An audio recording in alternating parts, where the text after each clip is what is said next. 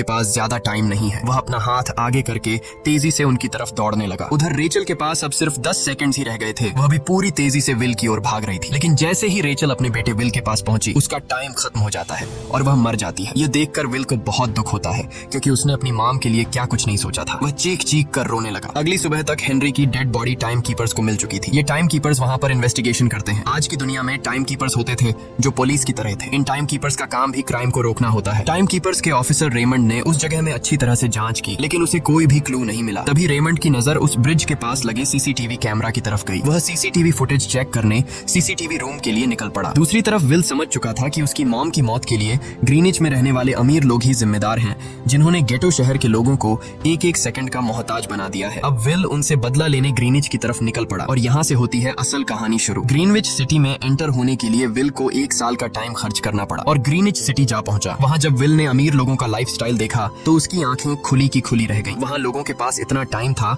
कि वो लोग मरने का नाम तक भूल गए थे। यहाँ पर अमीर लोग के बॉडीगार्ड के पास भी 100 साल से भी ज्यादा का टाइम था। ये देखकर विल गुस्से से लाल हो जाता है, क्योंकि विल जिस शहर से आया था वहाँ पर लोगों के पास सिर्फ 24 घंटे की जिंदगी थी। विल वहाँ एक महंगे होटल में रुकता है। खाना खाते दौरान एक बहुत ही खूबसूरत लड़की विल को देखती है, जैसे उसे विल पसंद आ गया हो। दूसरी तरफ टाइम कीपर रेमंड हेनरी की मौत के वक्त का सीसीटीवी फुटेज चेक कर रहा था। तभी उसे फुटेज में विल दिखाई देता है। हालांकि कैमरा ने हेनरी को ब्रिज से गिरते हुए रिकॉर्ड नहीं किया था, लेकिन उस फुटेज में विल ब्रिज के पास खड़ा नजर आ रहा था, जिससे रेमंड को विल पर शक होने लगा। इसलिए रेमंड ने अपनी टीम को विल के बारे में जानकारी इकट्ठा करने को कहा। रिसर्च के दौरान टाइम कीपर्स को यह बात पता चल जाती है कि विल नाम का एक आदमी बहुत सारा टाइम खर्च करके ग्रीनविच सिटी में एंटर हो गया है, जिससे रेमंड को यह बात कंफर्म हो जाती है कि विल ने ही हेनरी को मारा है। रेमंड उसी वक्त अपनी टीम के साथ ग्रीनविच शहर की ओर रवाना हो गया। दूसरी ओर ग्रीनविच शहर में विल एक कैसीनो में आया, जहाँ कुछ अमीर लोग पोकर खेल रहे थे। विल भी उनके साथ बैठ जाता है। एक नए आदमी को देखकर ये लोग उस पर हंसने लगते हैं, लेकिन विल गैम्बलिंग में माहिर था।